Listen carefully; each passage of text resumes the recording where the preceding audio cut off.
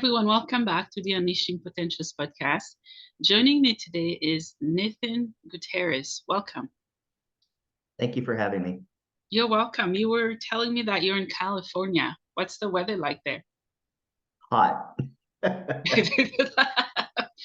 Oh, wow. it's low 100s right now. We're not as hot as Vegas. We're not as hot as Phoenix, but we're a few degrees over 100. It's been up to 110, 112, Oh, but it's not wow. that hot today, thankfully. Yeah. Okay. Yeah, we use Celsius here. Uh, that does sound hot though, if it's in Fahrenheit. Yeah, it is. I Mhm, think Phoenix mhm. has been up to 120, 122. That's the Wow. hottest in the country right now, right? And they usually are. Yeah, it feels like the whole planet is warmer. Like everyone is messaging or on social media, just how hot it's been this year. I think we're breaking a bunch of records. Exactly. Yeah, yeah. Well, welcome. I'm so happy to have you to share your story and anything else that you would like to. To start, can you tell us more about you, who you are, and what you do? Sure. So I'm 40 years old. I have spina bifida. It's a birth defect, congenital birth defect. So I am in a wheelchair.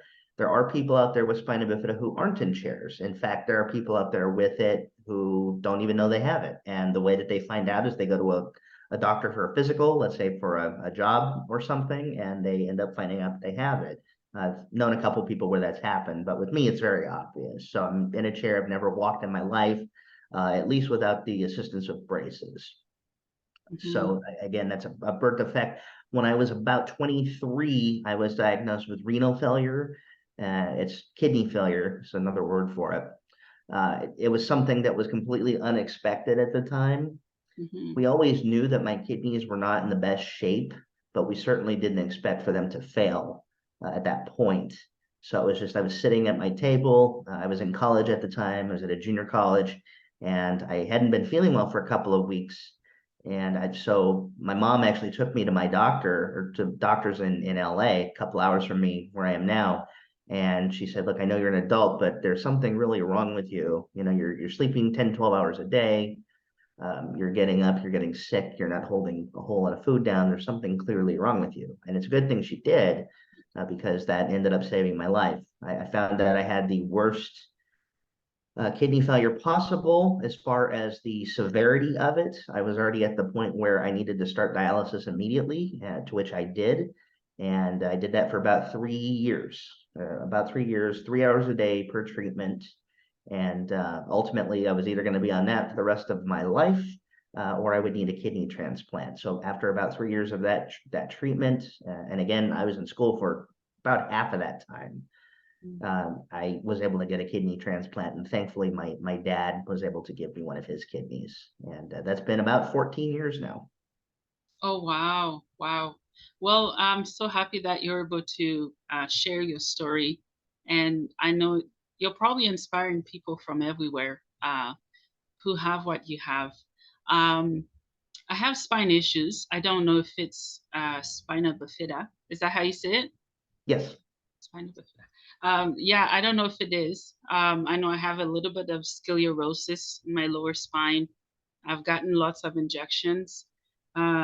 They stopped doing them because they said I'm too young, might damage my body more. But yes, it's painful, to do stuff, to walk, and it's very challenging.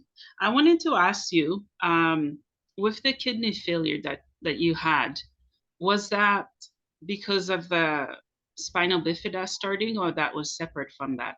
Or is that a common symptom? I wouldn't say it's common necessarily. It is certainly a possibility, of course. We always knew my kidneys were bad, and yes, they were directly related to the spina bifida in my case.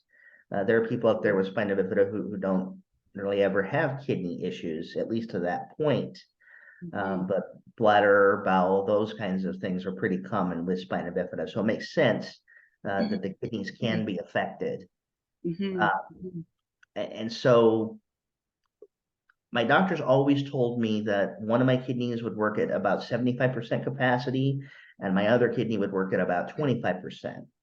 And so between the two of them, if you do the math, I had one decent kidney for Yeah. my life up to that point until I was in my early 20s. And then at that point, just for some reason, and we didn't know why, they failed. Mm, yeah, that must have been terrifying. How does someone know that they're having kidney failures? I've never had it. What are some symptoms or signs?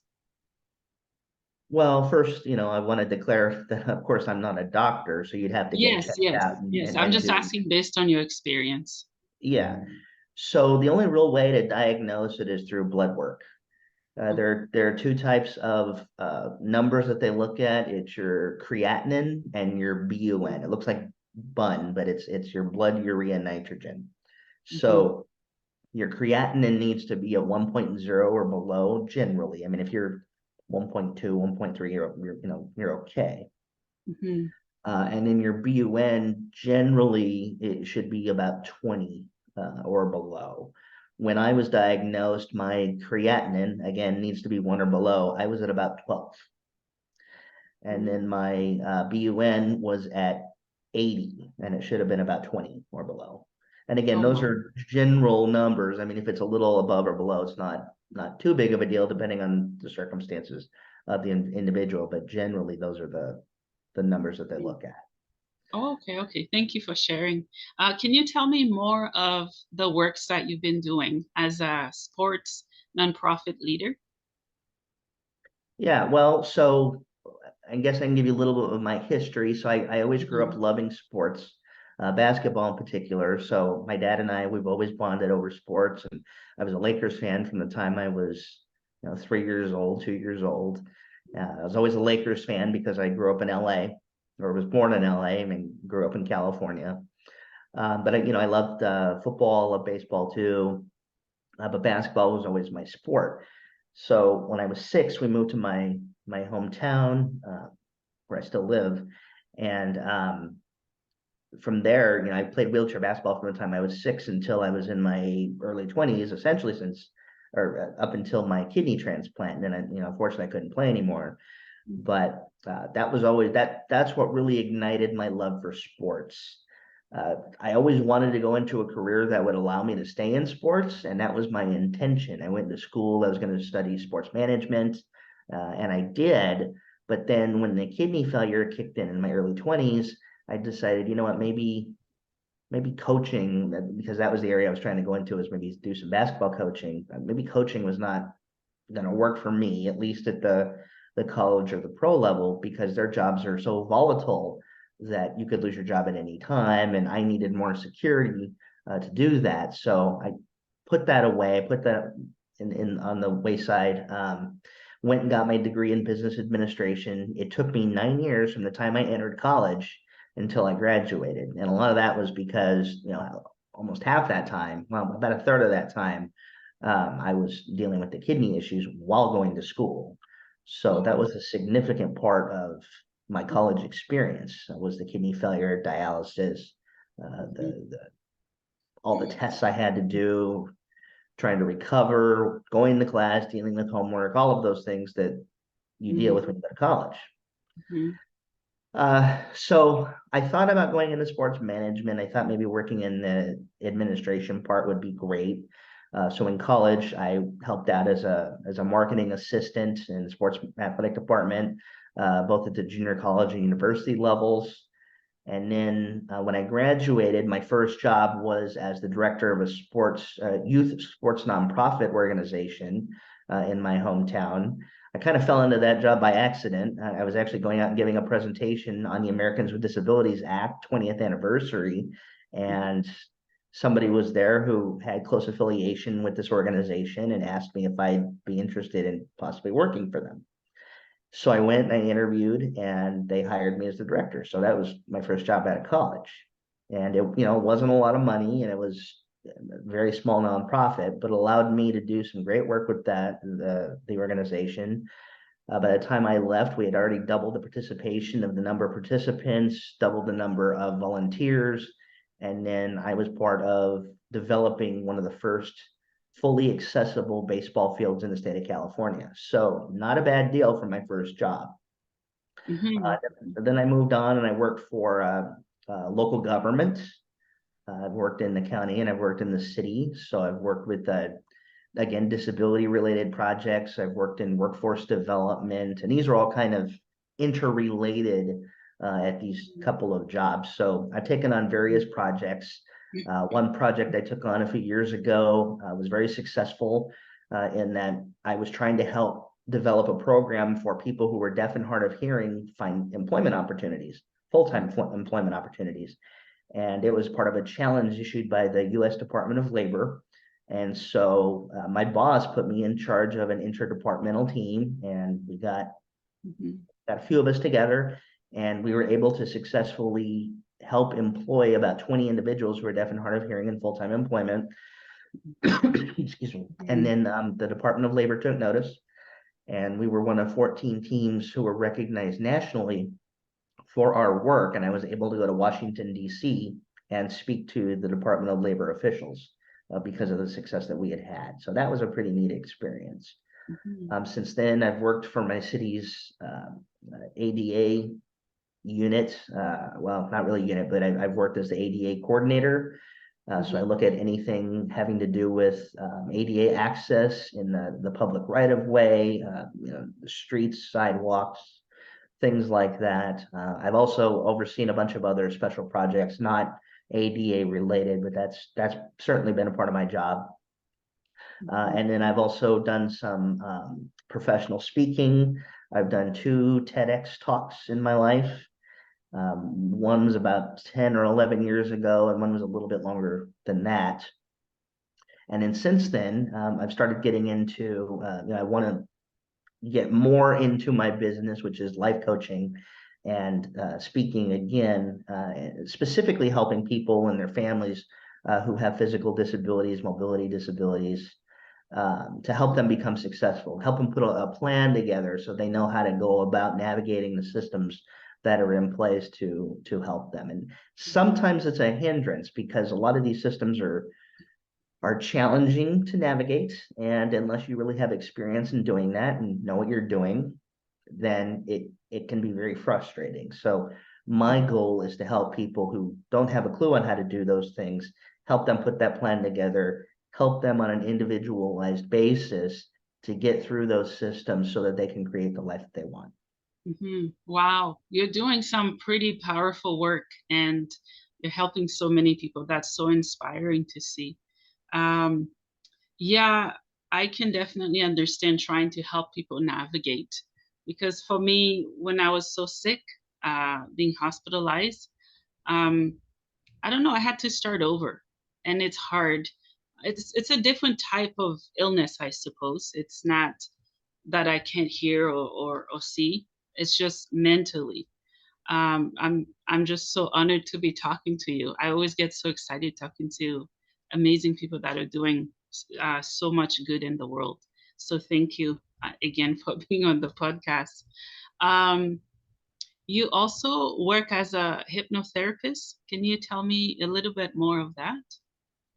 Yeah, it's not a job. I went and got a certification. Okay, okay, okay. Yeah, and it's something that I did intentionally to help myself first, to Mm-hmm. overcome and deal with just some issues that I had been dealing with, emotional and just some things that had bothered me for a while. So it is possible to do self-hypnosis, despite what some people think. And no, it's not somebody holding a watch, in front of your face, and that's what they show in the movies. This is different. And again, this is not something that I even do for people at this Mm-hmm. point. I Yeah, can, but it's not yeah. something that I offer at this time. Yeah, you're right. It is possible. I do hypnotherapy meditation every day, and sometimes it works, sometimes it doesn't. It's not necessarily how it works, it's what we get out of it, I suppose, and the healing that it does. Yeah, It is, and yeah. it's certainly one of the tools in the toolbox, so to speak, that you can use for Mhm. relaxation, for healing, those kinds of things. So it's certainly not the only thing that you can do, but it is an option. Yeah, yeah. So in your opinion, how much more do you think the government or local communities should do to help those with disabilities? Well, that's a big question. I think there's a lot that can still be done, but I really think it starts with the disabled community at the Mm-hmm. ground level. If you look back, and I was talking to somebody this last weekend about that. Mm-hmm. If you really look at what was done to pass the Americans with Disabilities Act of 1990 here in the US, Mm-hmm. that didn't happen overnight. There were things that led up to it for decades. I mean, this thing goes back to the 60s and 70s with people doing sit-ins. If you look up the movie Crip Camp, and there's some other documentaries out there that really show what had to be done to lead up to the ADA signing in 1990. So, it took a lot of work, it took a lot of people to do it, and it took some time. Now that we have that in place, and in fact, it's interesting we're having this interview and we're talking about this because tomorrow, July 26th, will be the 33rd anniversary of the signing of the ADA here in the US. So it's a monumental day tomorrow, Mm-hmm. and yet we're not where we need to be. Now, I know there are other issues too that we're certainly not where we need to be in several areas, but I can only speak specifically for ADA in that people with disabilities have a lot more capability than I think most people give them credit for. And there are a number of us who are in either currently in or have been in leadership positions to positively influence our community. Now, I'm not sure that everybody's really capable of being in those leadership positions, and I certainly don't think that everyone wants to be in those leadership positions, and that's okay. But I really think that we need to have more of a collective partnership with not only those in our community, but we also need to go out and find those other individuals who are able-bodied, who are in positions of influence. We also need to find organizations and businesses, both large and small, who are also committed to uh, providing those opportunities for those of us with disabilities. Mm-hmm. Every situation is different. Just because something may work for me, an accommodation, for example, that doesn't mean it would necessarily work for you, and vice versa. So it's not a one size fit all. And I think that a lot of people get frustrated by the lack of progress that they see in the ADA and accessibility and providing opportunities for those of us with disabilities. At the same time, and I agree, at the same time, I think that if people really understood the complexities that are involved with providing those opportunities, I think they'll understand that, again, we can't do a one size fits all Mm-hmm. answer. That it just doesn't exist and it's impossible to do. But I Yeah. think if we figure out ways that we could provide opportunities for groups of people with like disabilities and figure out the common themes within each of those groups in terms of accessibility, in terms of education and job training and experience, and Mm-hmm. grassroots advocacy work, then I think we'll be more successful. On the flip side, I also think that we also need those people to be committed to helping out. Again, if you go back to the 1970s and you see what they did back then, and I'm thinking specifically of a woman named Judy Human.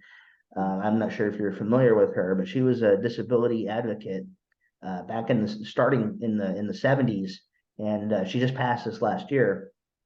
But she did a lot of work, and but she was able to get a lot of people heavily involved in going to Washington D.C. and downtown L.A. and different cities around the U.S.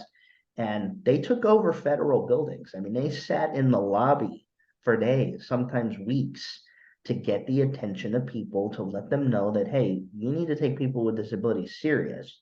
And they were able to accomplish a great deal. They Mm-hmm. were nonviolent. They were able to have conversations with politicians and those who have a lot of power and influence, and they were able to get things done. Now, this was, 1977 was when that happened. And so that was a good 13 years before the signing of the ADA. So when you look at that, that took time, but ultimately they achieved their goal in 1990. Unfortunately, here in 2023, I don't think we have the community support that they had back then. And I think it stems from the fact that we just don't have the collective group of individuals who are willing to go out and do the work. And it's for a variety of reasons. So we have a lot of wonderful businesses and nonprofits around the US, and I volunteer with a couple of major ones that are well known, but they can't do things alone. I mean, they do really well in their communities, but if we're talking about a regional, state, or national on a national level, we need a lot more support than just those few organizations. Yeah, yeah, yeah, I love that. You brought up an important word that I think I've been fighting for that word to be heard in a very long time, advocacy. We all know what it means and how we can do it, but we don't always practice it.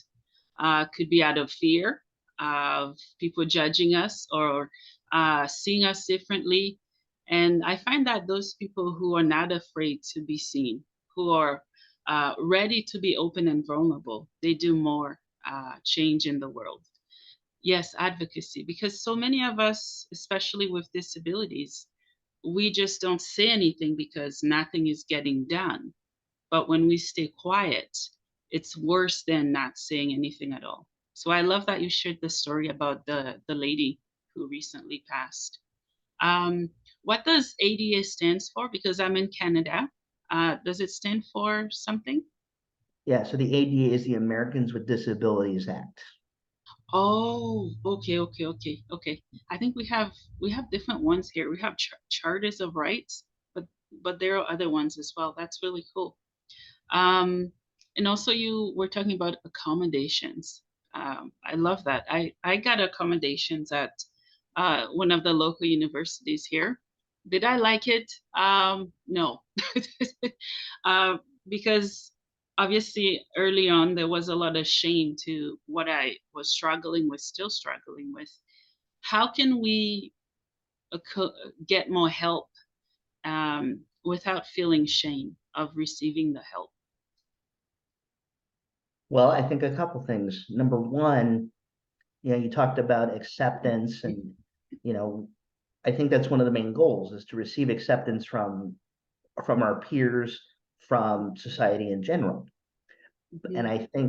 I think a lot of people are well intentioned when they say that they want to go out and they're doing their best, they're striving to get that acceptance. But with all due respect, I think they're doing it backwards because I think first of all, we have to learn to accept ourselves, know our limitations, Mm, and be okay with that. mhm, I might want to be an astronaut, but with my condition, I can't, I just can't go to space, at least at this point in time. Now, could that yeah, change in the future with technology? Possibly. Will that happen in my lifetime? I don't know. Maybe. mhm, mhm, But at this point in time, I need to accept the fact that that's probably not going to be something that I'm going to be able to do. So with that in mind, I have to find out what I'm capable of doing and utilizing the skills that I have and the strengths that I have to be able to go out and do what I do best.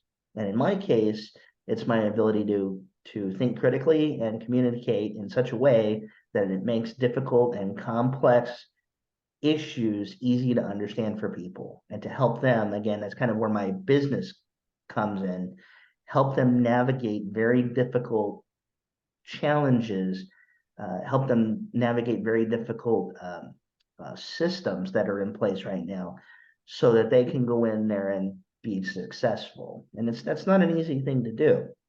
mhm, But again, that plays to my strengths.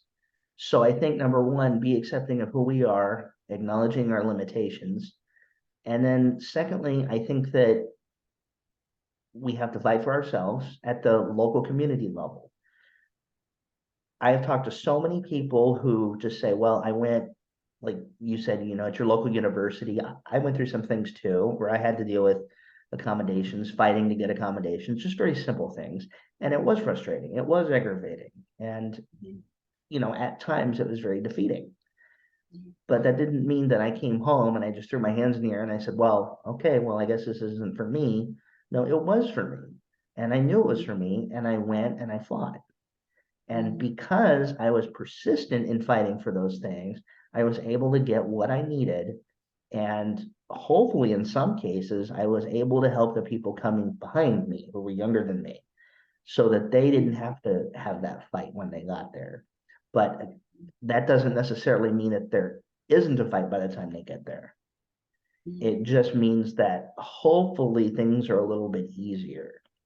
With all Mhm. that being said, I've talked to people who have thrown their hands up and said, well, I just can't figure this out, so I'm done. I quit. This just isn't, it's not working. And people discriminate and people don't care and people, the negativity kicks in. Yeah. I'm not discrediting their experience because their experiences are very real.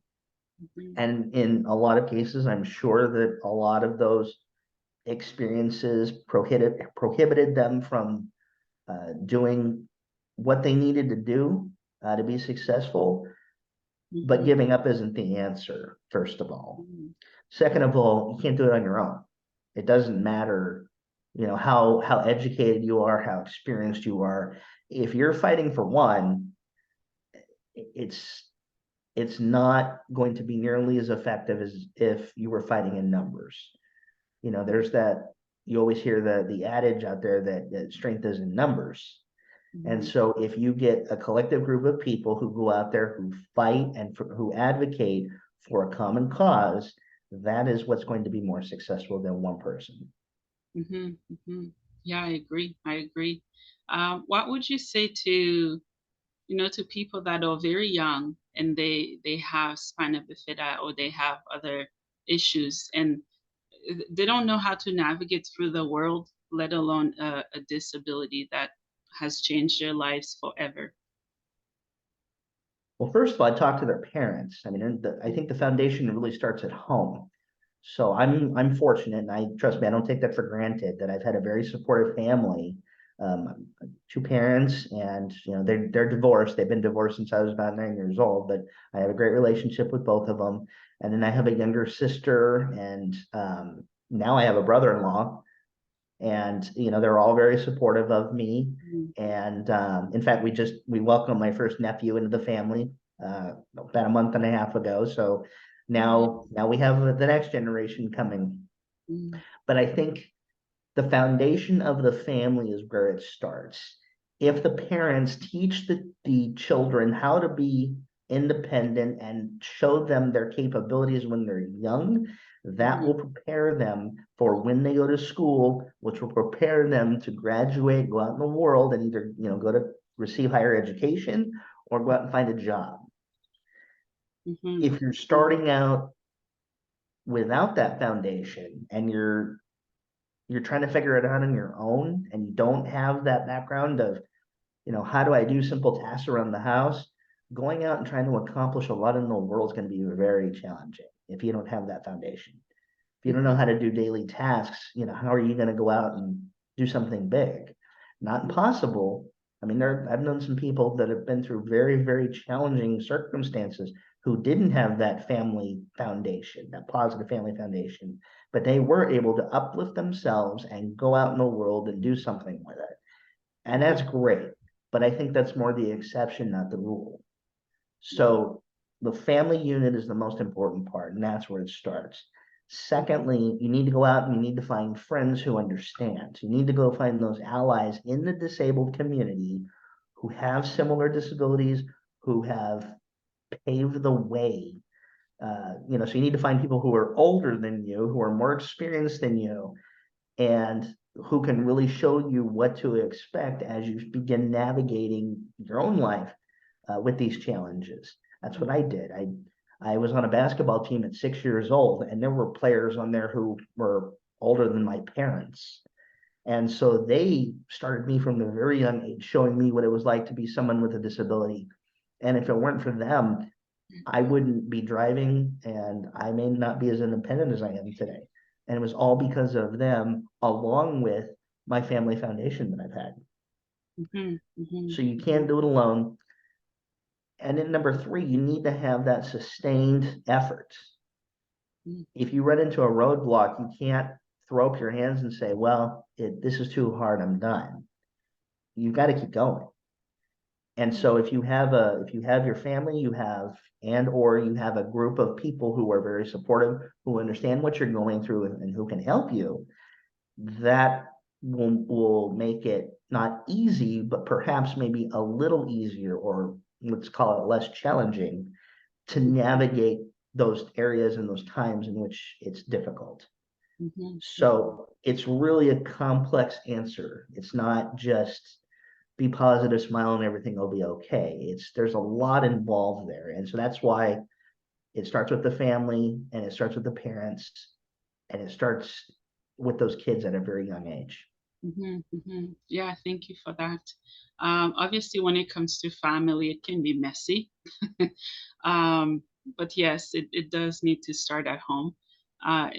In my case, an example, I'm doing it all by myself, and it's hard. I love that you say to, just keep going, to not stop. Had I stopped, I wouldn't be talking to you because I wouldn't have the experiences that I'm having now. It's very, very, very real and very challenging. So thank you for sharing that. Do you have anything else that you want to touch on that we haven't covered? I would say that if anybody's having those challenges, maybe they don't have that family foundation, maybe they don't have the support that they need, you need to find it. You need to go out in the disability community, and there are a lot of wonderful nonprofit organizations that are out there. Or you can give me a call, contact me. So I'm the founder and CEO of Wheel Life Coaching. So it's WHEEL, like a wheelchair, Wheel Life Coaching.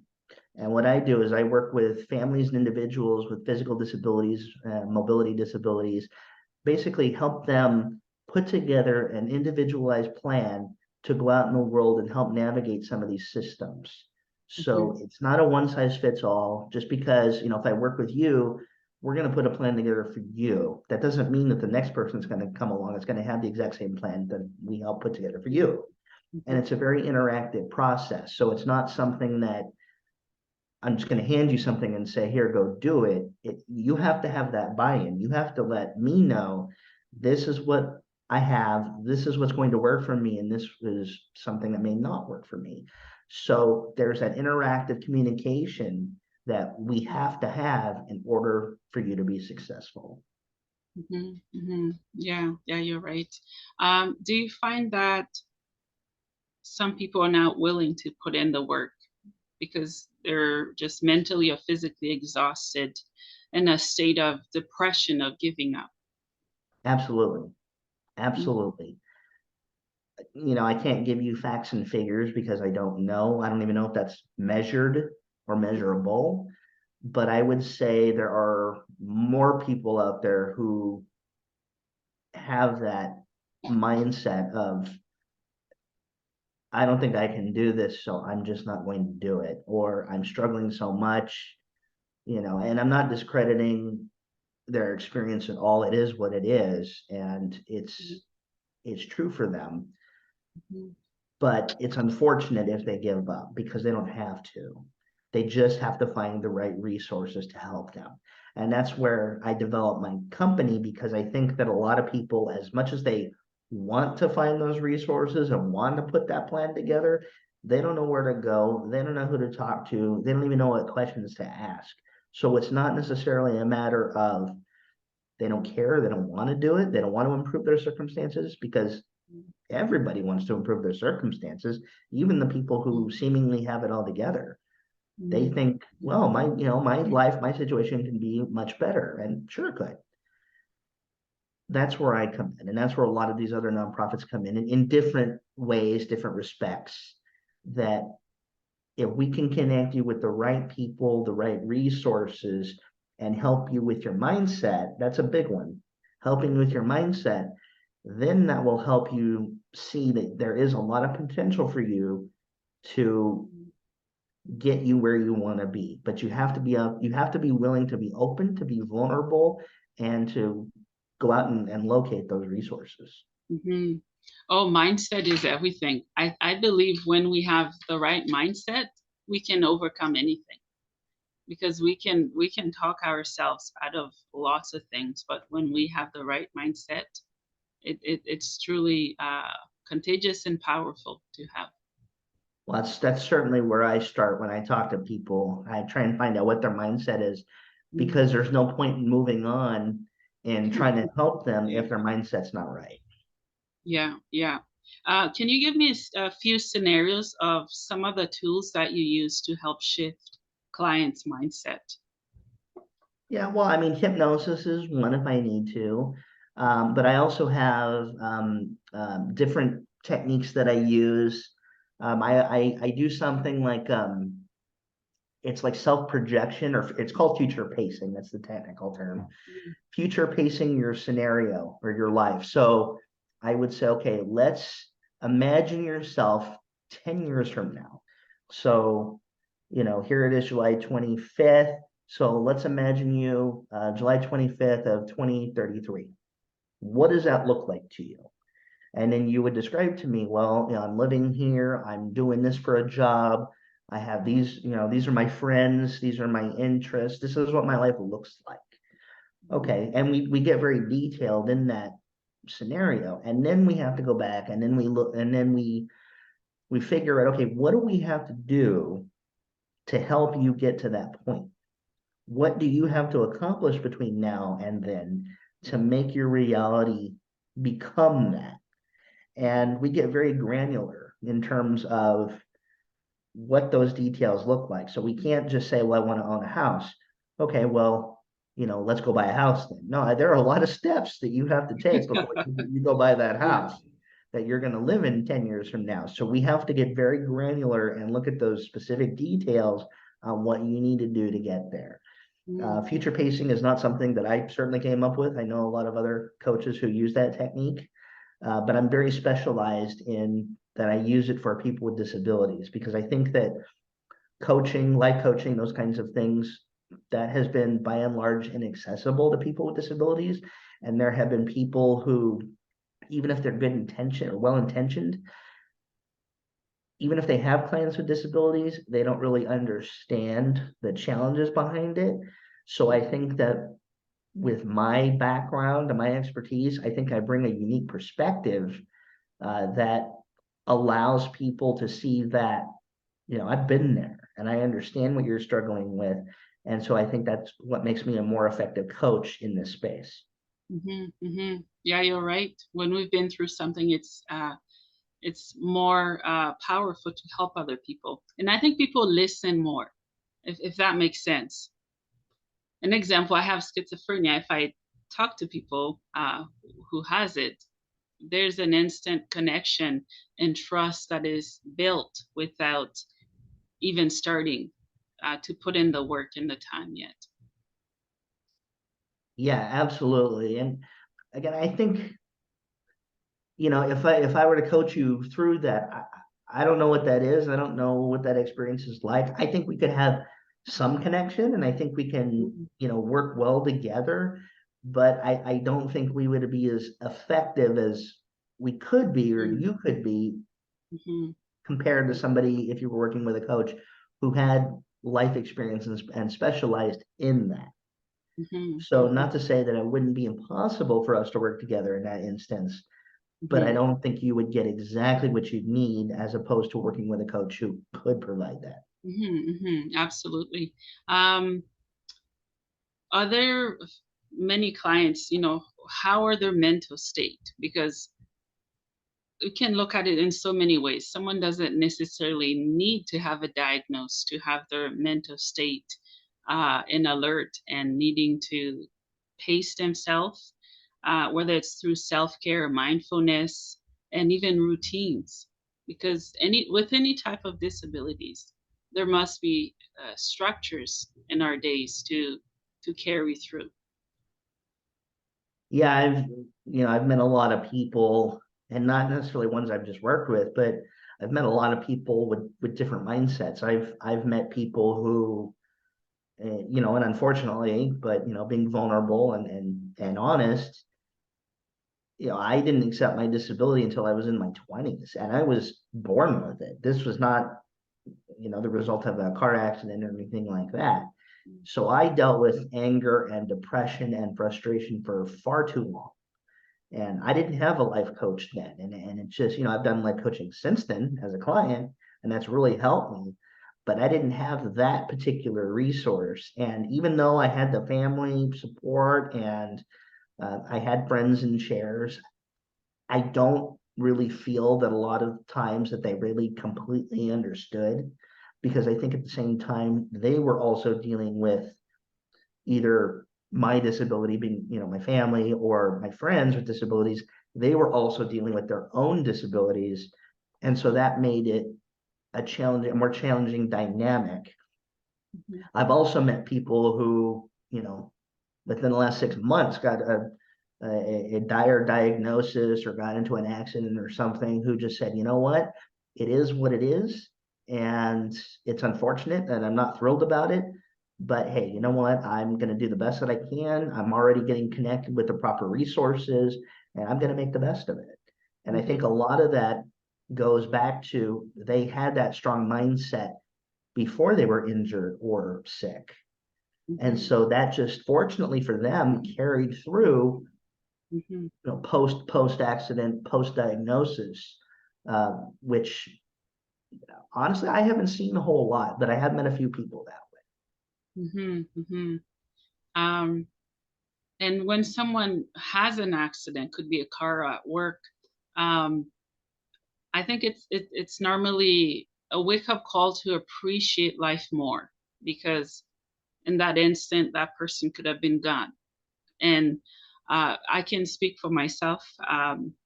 With everything I've been through, I appreciate life more, and I'm more joyful, and I show empathy. Whereas before, I had that, but I didn't show it the way I should have. Yeah, and I can speak to that as well. Growing up, I wanted to be the tall basketball player because that's what I thought. That was the way I thought I'd get more respect from people. And that was the way I thought I was going to get a girlfriend, because, they all wanted the tall, strong, muscular, good looking basketball player who could dunk. That was never going to be me, as much as I wished for it to be. And no matter how hard I tried, it was just never going to happen. But when I got diagnosed with my kidney failure and realized, okay, now we're talking about a life or death situation, that really put things in perspective. And then when I saw people, in dialysis, and it's just, I hope most people never have to see that. It's not a fun thing to experience, even if it's indirect, you're just watching somebody else go through it. It's not pleasant. And so it really made me change a lot of my mindset, a lot of my thinking. And it doesn't mean I haven't had anger problems or frustrations or depression, things like that since then, because I have, to a much lesser degree and much less frequent. What really did go up was my empathy, my ability to relate to others. My faith increased a lot after that. I mean, I always had it, but when I was 31, I went back to church on my own, and first time as an adult, and I've been doing that ever since, and things have just become so much better for me because I finally not only just accepted who I am and everything that comes with it, the good, the bad, and the ugly, but then I also started to understand what my role is in this life. And it's not something that I chose necessarily, but I think it's the role that chose me, in that this is what I was meant to do.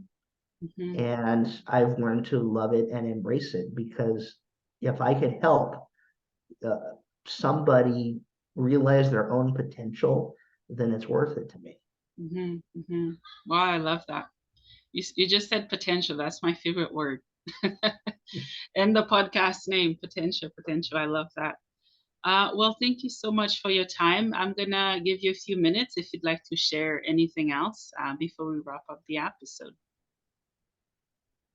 I would just say, I think this is just kind of a wrap of what we talked about, but I would just say, don't give up hope to anybody watching this. You may be struggling with, whatever you're going through, and it may be dire, but don't give hope. Don't give up hope.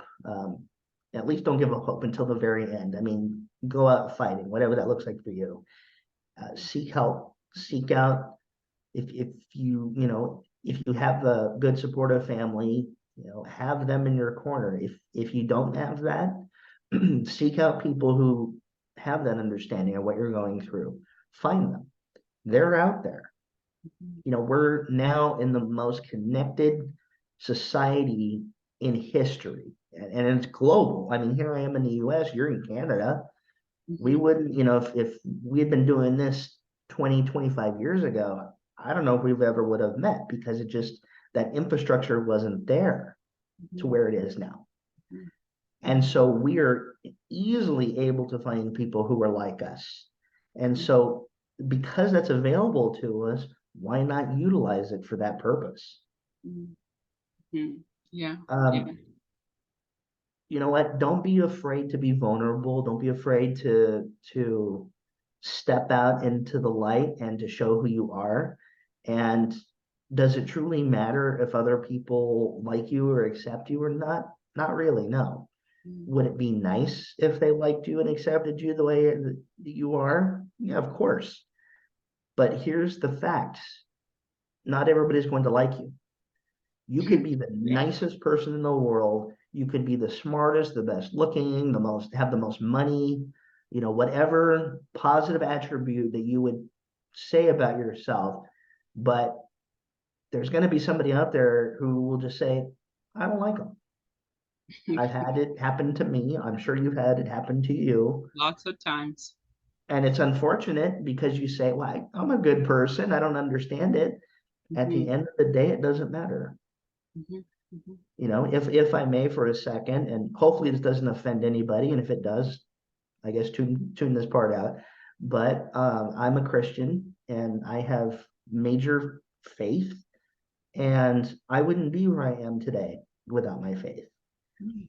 And it's always been a central part of who I am. And so that guides me in my purpose in life. It guides me in what I do every day.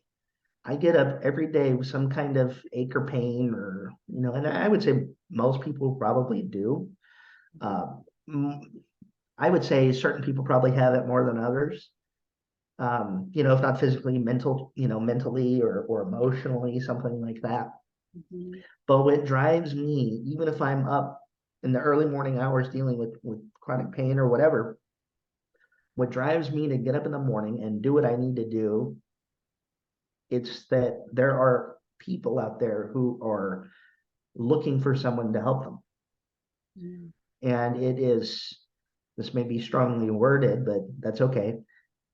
It's selfish. If you don't go out there and do your part, what if you're the person that they're waiting on? Mhm.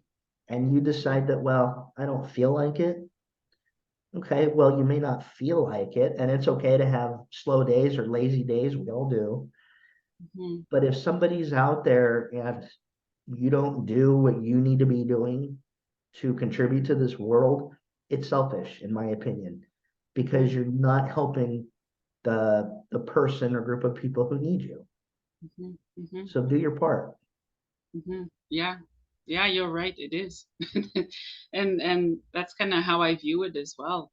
And like you said, not everyone's gonna like you or accept what you do. But I believe when we find our callings, nothing can derail us from going to it and help people. So do you do your work online, like Zoom? How do you connect with people? Where are your clients at? Are they just in the States? I do, yeah, I've done in person, I've done Zoom. It doesn't really matter to me. Hmm. I would say majority would be Zoom.